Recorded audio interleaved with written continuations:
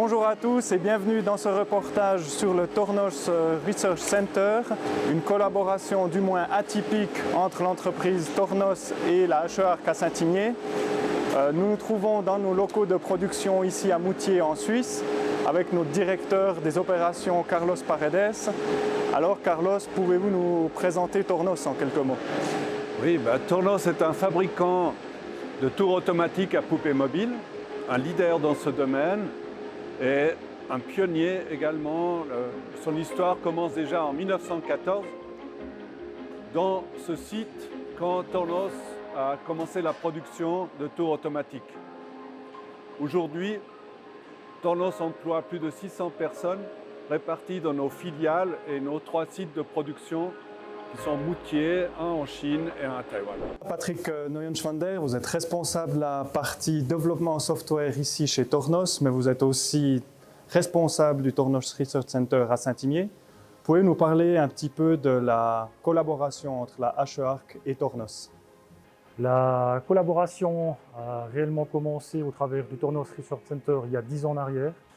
L'idée c'était d'avoir des échanges communs et on l'a formalisé au travers de ce Tornos Research Center. Basé sur 3 motivations, on va dire. Le transfert au niveau de projets et d'idées, le réseautage, mise en place de projets européens, de projets suisses, sino-suisses et plus près de politique régionale. Et le troisième, un terme d'image qui est très important pour les 2 partenaires.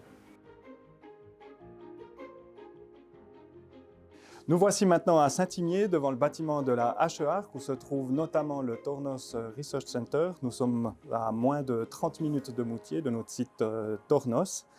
Didier Rizzotti, vous êtes le directeur adjoint, mais aussi le responsable R&D de l'école. Pouvez-vous nous expliquer qu'est-ce qui se cache derrière ces murs? La Haute École Arc Ingénierie, ou École d'ingénieurs Arc, est l'école d'ingénieurs des cantons de Neuchâtel, Jura et Berne francophone. Notre mission principale est la formation, surtout la formation bachelor, dans 8 métiers différents, 8 orientations de nos 4 filières. Mais nous sommes aussi très actifs sur notre mission de recherche appliquée et développement, qui occupe presque 50% de nos forces. Au niveau des modes de collaboration possibles avec nos partenaires industriels, nous pouvons bien sûr impliquer des étudiants sous forme de projets de bachelor, éventuellement de projets de master.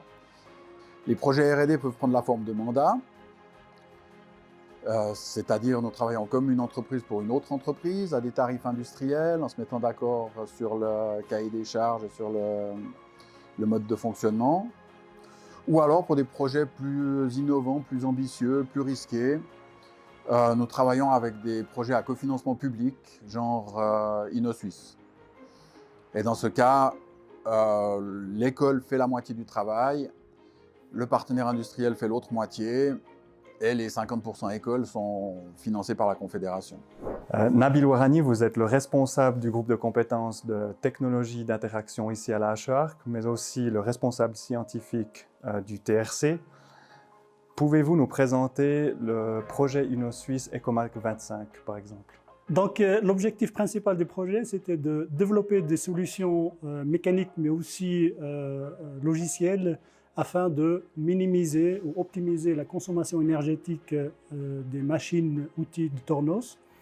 Donc, on avait sélectionné la machine DT13 comme cas d'étude. Et puis, on a mis en place des recommandations pour l'optimisation de la consommation énergétique de la DT13 au niveau mécanique. Donc, on a identifié les composants les plus gourmands en termes de consommation énergétique. On a émis des recommandations pour les optimiser.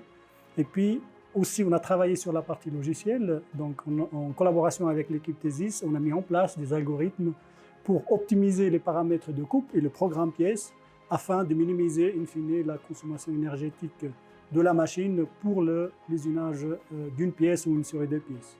Ce premier épisode de découverte du Tornos Research Center touche à sa fin. Vous retrouverez Serge-André Maire dans un prochain épisode qui introduira le sujet de Thesis I4.0.